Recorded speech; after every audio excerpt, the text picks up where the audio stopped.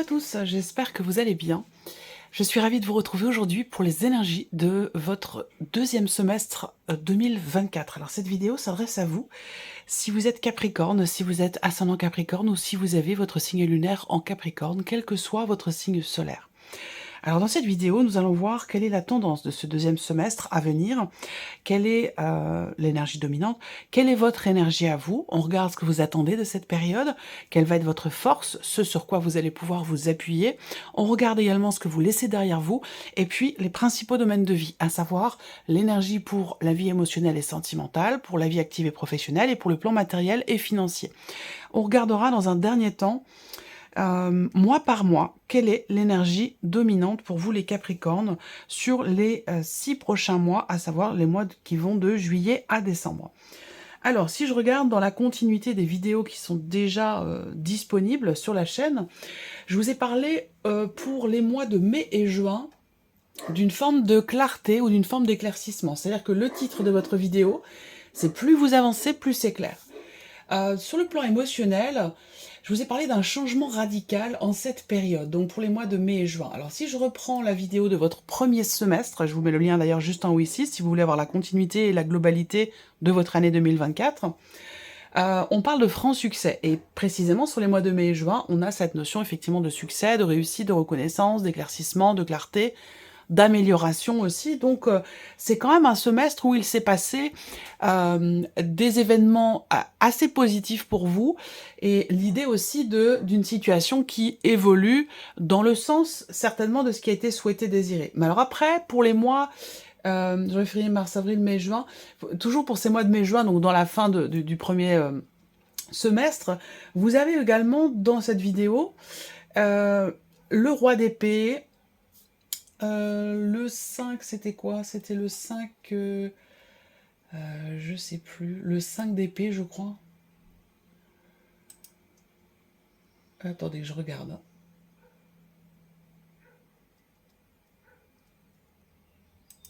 Ouais, c'est ça. Le 5 d'épée avec l'as de denier par-dessus. Et je vous ai parlé d'une forme de dualité, de contradiction. C'est-à-dire que c'est comme par rapport à une opportunité. C'est comme si il y avait quelque chose d'important, de positif ou de nouveau qui se présentait à vous, et que malgré cette nouvelle énergie, la possibilité de commencer à matérialiser quelque chose, il y a cette énergie du 5 d'épée qui va indiquer qu'il peut y avoir une forme de dualité, de contradiction. Donc on va voir dans la continuité ici, sur le deuxième semestre, de quoi il retourne. Alors, on va commencer par la tendance ici. La tendance, l'énergie dominante de ce deuxième semestre, on a la roue de fortune. Donc là, on a une évolution, on a un mouvement, on a un changement de cycle. Là, c'est un semestre qui se passe dans, effectivement, l'énergie du mouvement, l'énergie de changement aussi important, puisqu'on est quand même sur un arcane majeur. Donc là, on est dans le fait qu'il y ait un changement de cycle, dans le fait que la roue tourne, et qu'il y a un chapitre qui arrive à son terme, et qui va bien sûr laisser place à quelque chose de nouveau.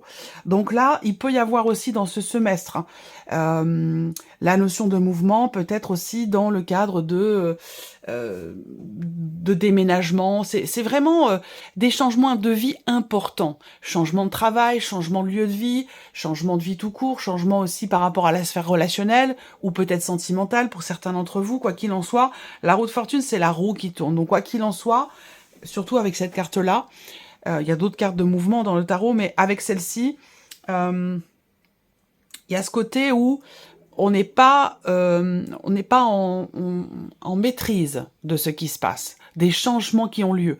Et ils ne sont pas ces changements finalement de notre ressort. C'est la notion quelque part de destinée dans le mouvement. Donc ici, le deuxième semestre 2024, pour vous les Capricornes, ce sont des changements importants. C'est un mouvement qui a lieu et qu'il est important de savoir lâcher prise, parce que vous n'avez justement pas forcément de possibilité d'action ou de pouvoir d'action sur ce qui est en train de changer. Donc c'est, je pense aussi, l'idée que ce qui se produit d'important dans votre vie là, sur ce deuxième semestre, bah, c'est que quelque part c'était dans une certaine mesure, je mets des guillemets, attention, hein, mais c'est que dans une certaine mesure, c'est quelque chose qui vous était destiné. Vous voyez, donc j'allais vous dire, dans l'énergie que je ressens là pour le deuxième semestre, j'aurais tendance à vous dire de ne pas chercher à lutter sur des mouvements, des changements importants parce qu'ils ont lieu d'être, parce qu'ils doivent avoir lieu. Voilà, tout simplement. Alors, on continue, on va regarder quelle est votre énergie à vous. Ben voilà, le chariot, donc vous êtes vous aussi dans l'alignement et c'est très bien, mais bon, vous êtes nombreux à regarder la vidéo et peut-être que certains d'entre vous vont à un moment donné être dans la résistance par rapport à ça, je sais pas pourquoi je dis ça, hein, mais ou dans le contrôle, on verra dans la continuité du tirage, mais j'ai la sensation que certaines personnes peuvent effectivement être dans une certaine retenue, et je pense que c'est un lien avec le fameux 5 d'épée qu'on a vu sur le mois de juin, par rapport à cette potentialité nouvelle qui se présente à vous. Ça a un lien avec un mouvement, un changement de direction, ou peut-être aussi un déménagement. Vous avez le chariot dans votre énergie. Alors c'est bien parce que c'est quand même une carte où on est positif. C'est-à-dire que vous avez un état d'esprit où vous êtes ouvert au changement, ouvert aux nouvelles directions, ouvert aux nouveaux chemins peut-être qui s'offrent à vous, aux nouvelles routes qui sont possibles.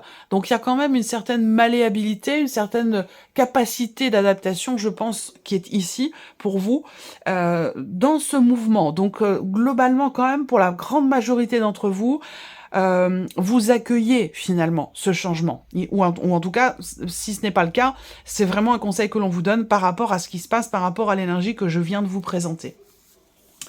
Donc votre énergie à vous, c'est avancer, voilà, tout simplement. Hein. Avancer, ne pas faire de surplace, prendre des décisions aussi importantes. Il peut y avoir dans ce deuxième semestre pour vous les Capricornes des décisions de vie qui sont capitales, qui sont importantes, puisqu'on est quand même ici avec l'idée d'avoir à choisir véritablement la direction qui va être empruntée. Parce que si vous êtes toujours dans cette énergie du 5 d'épée qu'on a vu sur le mois de juin, vous allez avoir, de façon symbolique, imagée bien sûr, hein, mais vous allez avoir un cheval qui part à gauche, un cheval qui part à droite. Donc je vous laisse imaginer le résultat par rapport à vous ici qui êtes là. Donc il va être question vraiment de savoir où vous voulez aller, de savoir ce que vous voulez faire et quelle direction vous voulez emprunter. Ça, c'est quelque chose qui est très important. Et c'est peut-être sur ce point-là qu'il y a une notion quelque part de résistance. C'est-à-dire que si vous n'êtes pas défini clairement sur la direction que vous voulez emprunter, que ce soit professionnel ou autre, hein, peu importe, hein, eh bien, effectivement, ce mouvement, il va y avoir un grain de sable dans les rouages. Donc ça va être du coup plus compliqué à vivre ou à gérer. On regarde ce que vous attendez, vous, de ce deuxième semestre. Le 7 de denier. Ah, c'est drôle, ça. Donc voilà, c'est là qu'on arrive aussi toujours à cette notion de résistance, de frein. On y vient là. Parce que dans ce que vous attendez, vous, avec le 7 de denier, bah, c'est de pouvoir vous poser. C'est de pouvoir vous arrêter et puis prendre le temps de réfléchir à ce que bah, vous voulez faire, à ce que... c'est pas le moment, et je pense que c'est déjà fait en fait, parce que ça, on en a parlé dans la vidéo du premier semestre, on en a déjà parlé, et on est vraiment dans cette continuité, c'est-à-dire que là, il y a eu un changement profond, très important, il en a été question sur le premier semestre, et maintenant, on est dans ce nouveau cycle ici, avec la roue de fortune, et on est porté ici par cette nouvelle énergie. Vous êtes bien, vous, quand même, dans une énergie, effectivement, de redirection, de mouvement, d'avancée. Alors, vous attendez de pouvoir prendre le temps ou de pouvoir effectivement vous poser. Il y a cette volonté aussi que le 7 de denier, c'est également... alors, c'est également l'idée dans ce que vous attendez, de pouvoir faire le point, faire le bilan sur tout ce qui a été fait. Alors, effectivement, peut-être que ça peut aussi être compatible quand même. Mais alors, ce sera... Pour certains d'entre vous, effectivement, là, il y a un changement de direction, très clairement, important, parce qu'on est quand même sur 2 arcanes majeures, un changement de direction important, une fin de cycle, un nouveau cycle qui démarre, et que peut-être que justement, dans cette énergie-là, il y a ce bilan qui se fait.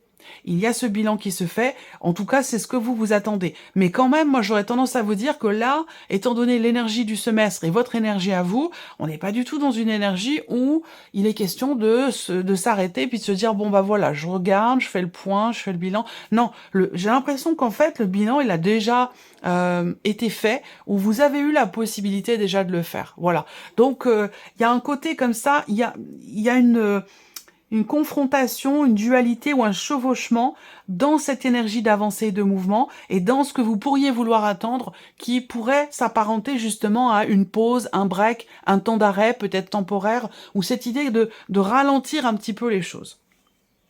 On va trouver un équilibre entre ces deux énergies. Alors, on regarde quelle, ici, est votre force dans ce deuxième semestre, ce sur quoi vous allez pouvoir vous appuyer. Bon, c'est très bien. La connexion que vous avez avec vous-même, avec votre cœur. Alors, ce qui est important ici, ce sur quoi vous pouvez vous reposer, ça va être déjà un socle, une stabilité émotionnelle, déjà. C'est aussi une certaine maturité, une certaine intelligence également émotionnelle, puisqu'on est quand même sur les coupes. Hein. Il se peut également que dans ce semestre, vous pourrez vous reposer ou compter sur une personne proche, importante, que vous aimez et qui vous aime aussi, dans ce mouvement, dans ce changement de cycle. Et donc, si c'est une personne, ça peut être quelqu'un qui est poisson, cancer ou scorpion. Après, votre force, ça va être aussi votre capacité à accepter émotionnellement les choses, à accepter ce qui se passe en vous sur le plan émotionnel ou peut-être aussi par rapport à la sphère sentimentale ou par rapport à un relationnel important. Là, votre force, c'est votre capacité à conscientiser vos émotions, vos sentiments, à pouvoir les gérer, les accepter et justement, du coup, être dans une stabilité émotionnelle par rapport à ce mouvement qui a lieu pour vous, déjà qui a commencé à s'instaurer sur la fin du premier semestre et qui vraiment est présent ici sur le deuxième semestre. On regarde ce que vous laissez derrière vous, les Capricornes. Le 10 de bâton, ben c'est très bien. Ce que vous laissez derrière vous, c'est une énergie où finalement le cycle d'avant, il y a eu quand même une certaine lourdeur. Donc ce que vous laissez derrière vous, c'est tout ce qui a pu être effectivement lourd à porter, que ce soit psychologique, que ce soit émotionnel, ou que ce soit aussi dans les actes, dans les faits, dans tout ce que vous avez pu faire par rapport à une situation ou par rapport à quelqu'un. Là, ce que vous laissez derrière vous avec le 10 de bâton, c'est le fait d'avoir eu la possibilité de vous délester d'un poids, d'un fardeau, d'une charge lourde. Alors peut-être que on est en rapport avec le 7 de denier ici, ce que vous attendez, ce bilan. Je pense que là, si le bilan n'est pas fait ou n'a pas été fait à un moment clé, au moment où il pouvait être fait, effectivement, ça peut vous ramener à une forme de questionnement, une forme d'analyse dans ce qui peut par rapport à ce qui pourrait vous ralentir, vous freiner dans cette énergie de mouvement. Donc c'est complètement en rapport avec ce que je vous disais dès le départ. On continue. On regarde ici la vie émotionnelle et sentimentale. Reine de bâton. Donc là, confiance en soi, c'est pas étonnant émotionnellement. Hein. Vous avez le roi de coupe dans votre force, donc pour l'aspect émotionnel, sentimental, je ne vais pas vous le répéter, mais c'est un accord direct ici avec ce qui se passe pour vous dans la sphère émotionnelle ou dans votre vie sentimentale. Alors, soit dans la vie sentimentale, vous avez une personne de feu à vos côtés, ou vous allez rencontrer une personne d'un signe de feu, ça peut être quelqu'un qui est Sagittaire, Lion ou Bélier. Là, au niveau émotionnel, avec la reine de bâton, il y a ici une très très grande confiance. Confiance en soi et peut-être aussi confiance en l'autre. En tout cas, on agit dans le sens de ce qui nous fait vibrer, et on le fait en totale confiance, c'est-à-dire qu'on n'a pas peur. Il n'y a pas de peur ici, au contraire, c'est confiance, détermination, entrain, désir, volonté. Il y a ce côté aussi où on est fier de soi, on se sent bien, on est dans la séduction, on est voilà, on n'hésite pas, on n'a pas peur ici de se mettre en avant, peut-être parce que ici on sait prendre soin de soi.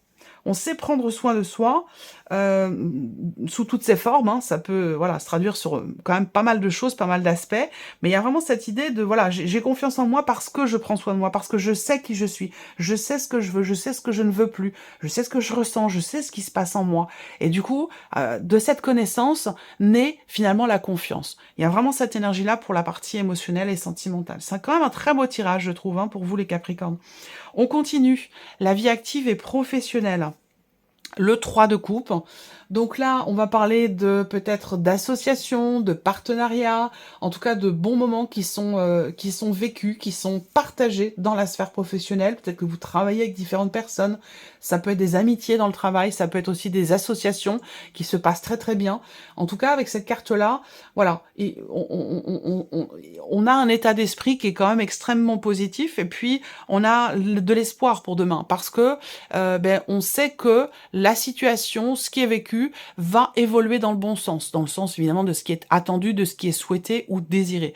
Il peut y avoir un événement important dans ce semestre-ci qui sera fêté pour vous, par rapport à votre situation professionnelle, par rapport à un projet ou par rapport à une formation, hein, voilà, c'est en lien avec la vie active et ou professionnelle. Donc une très belle énergie aussi pour cette partie-là. On regarde ce qui se passe sur le plan matériel et financier. Le 8 d'épée. Là, c'est un petit peu plus complexe parce que avec ce 8 d'épée, on peut avoir du mal à accepter un état de fait qui est lié à des décisions qui ont pu être prises dans les mois précédents, dans le semestre précédent ou l'année précédente, enfin rapport à un événement ou une décision importante qui a été prise. Et là, on voit que on a du mal peut-être à l'assumer. Il peut y avoir aussi une forme de déni par rapport à une situation.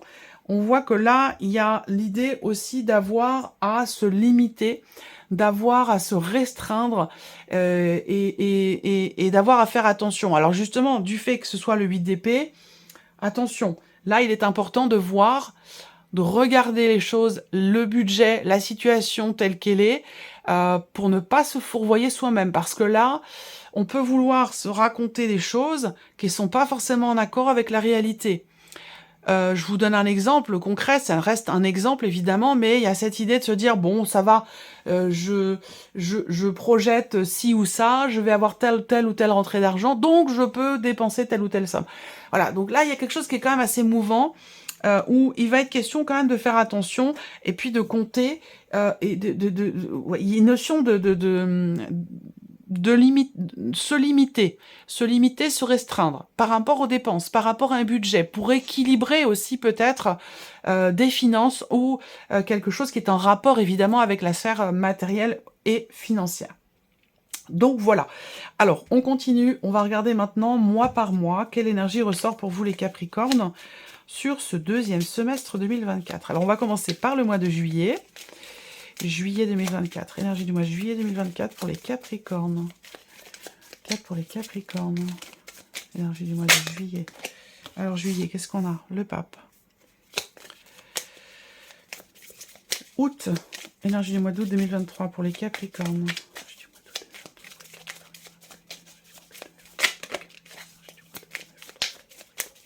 Énergie du mois d'août, août 2023 pour les Capricornes. Alors, qu'est-ce qu'on a ici? Le 9 de denier. Septembre 2023. Énergie du mois de septembre 2023 pour les Capricornes.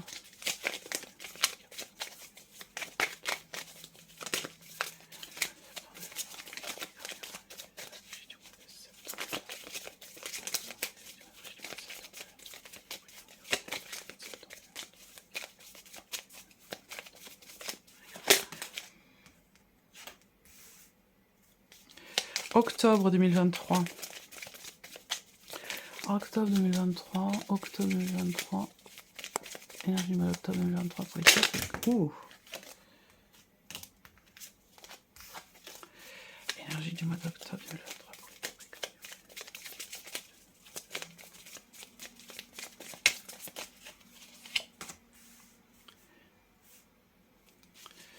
Novembre 2023 pour les Capricornes.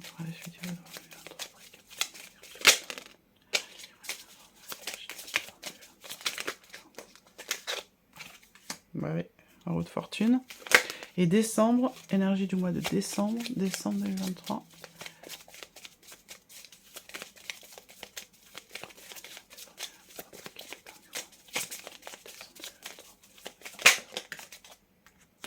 La lune. Beaucoup d'émotions. Je vais recouvrir la lune. Énergie du mois de décembre 2023. Ok, c'est bien. Très très bien. Connecté. Voilà, ça rejoint ici votre force. Pour ce second semestre, il y a vraiment cette idée d'être connecté à soi, connecté à ses ressentis profonds, à ses émotions. Vous ouvrez avec le pape et vous fermez avec la lune et l'étoile. Donc là, ouais, il y a vraiment cette idée d'être guidé, de se sentir guidé, d'être très connecté. C'est un beau, très beau semestre. Il y a juste ce petit hic là avec le 8 d'épée sur le matériel financier. Et si on regarde matériel et financier, on a 2 cartes de denier sur le mois d'août et sur le mois de septembre. Là, on a le 9 et le 10 de denier. Donc il y a l'idée quand même ici, sur un plan purement matériel et financier, si je mets en corrélation le 8 d'épée.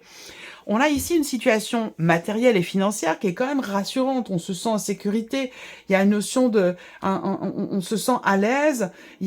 On parle de sécurité ici, matérielle, financière. Alors, pourquoi on a ce 8 d'épée?